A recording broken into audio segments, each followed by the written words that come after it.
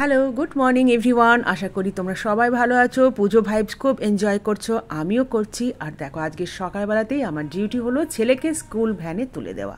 এই কাজটা প্রত্যেকদিন ওর বাবাই করে, কিন্তু আজ যেহেতু সকালবেলাতেই অফিস বেরিয়ে গেছে, তো এই কাজটা আমাকেই করতে হবে। তো বাড়ির খুব সামনেই বড় রাস্তা, ছেলেও রেডি হয়ে বেরিয়ে পড়েছে এই যে। আর ওকে তুলে দিয়ে তারপর আমি আমার নিজের প্রত্যেক দিনকার যে রুটিন, সেই রুটিনে চলে আসবো ফিরে তোমাদেরকে সঙ্গে নিয়ে। তো ছেলেকে প্রথমে তুলে দিই। তো এই দেখো, ছেলেকে তুলে দিয়ে চলে এসেছি। এটা আমাদের উঠোন, এখানে আছে এই গাছটা, এটাকে আমরা কলা গাছ বলেই ডাকি। হলুদ আর কমলা রঙের ফুল ফোটে এতে। আর সোজা চলে এলাম লাঞ্চে। আজকে ব্রেকফাস্ট স্কিপ করব। আর এখন শীতকাল আসছে, খুব ফ্রেশ ফ্রেশ তাজা তাজা পালং শাক পাওয়া যাবে।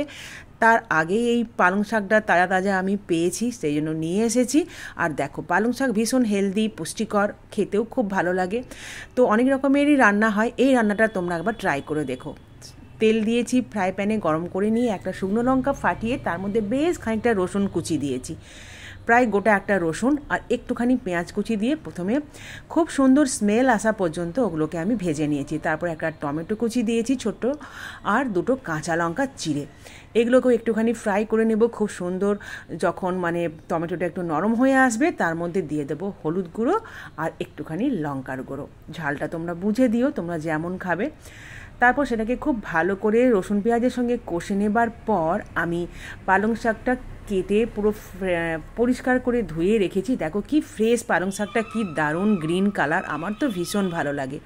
এই পালং শাকটা ওই কষিয়ে রাখা মশলাটার মধ্যে মিশিয়ে দেব। আর একটুখানি নুন দিয়ে দেবো। একটুখানি সল্ট দিলে কি হবে, এই যে অনেকটা বেশি লাগছে শাকটা, এটা কিন্তু নুন দেওয়ার পর কমে যাবে, সফট হয়ে যাবে। আর ঢাকা দিয়ে দেবো আমি। কিছুক্ষণের মধ্যেই ফিরে আসছি। দেখো শাকটা কতটা কমে গেছে, আর কালারটাও অনেকটা চেঞ্জ হয়ে গেছে। এবার সব কিছু মশলার সাথে ভালো করে শাকটা মিশিয়ে নিয়ে আমি মাঝখানটা একটুখানি ফাঁকা করে দেব। ওই ফাঁকা জায়গাটার মধ্যে আমি দিয়ে দেব একটা ডিম ফাটিয়ে।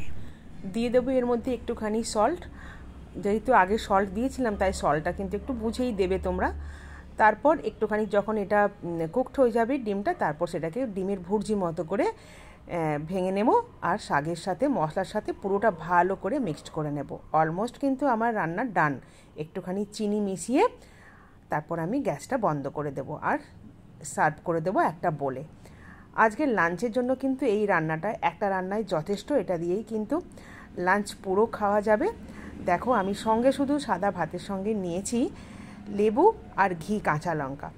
তোমরা একবার এভাবে বানিয়ে দেখো পালং শাক। এখন তো শীতকাল আসছে, প্রচুর পালং শাক খেতে হবে এখন। শীতের সবজি, অনেক রকম শীতের সবজি থাকবে, এতে তোমরা গাজর মেশাতে পারো, গাজর দিয়ে বিনস দিয়েও করতে পারো, আলুরও দিতে পারো যদি তোমরা আলু ভালোবাসো। তবে আলুটা না দিলেই এই রান্নাটা বেশি ভালো হয়। তো ঠান্ডা হবার আগে চলো জলদি করে লাঞ্চটা সেরে ফেলি। এই যে আমি নিয়ে নিয়েছি সাদা ভাত, ঘি আর লেবু, আর সঙ্গে এই ডিম দিয়ে পালং শাকের রান্নাটা। তোমরা একবার করে দেখো, আমি শিওর তোমাদের নিশ্চয়ই ভালো লাগবে। আর এখন তো অনেক রকমের পালং শাক রান্না আমাদেরকে করে খেতে হবে, এটাও কিন্তু একটা ডিফারেন্ট টাইপের রান্না। অবশ্যই ট্রাই করো, জানিও কমেন্টে কেমন লাগলো। চলো, তোমাদের সাথে দেখা হবে আমার আবার পরে আরেকটা মিনি ব্লগে। ভালো থেকো, টাটা।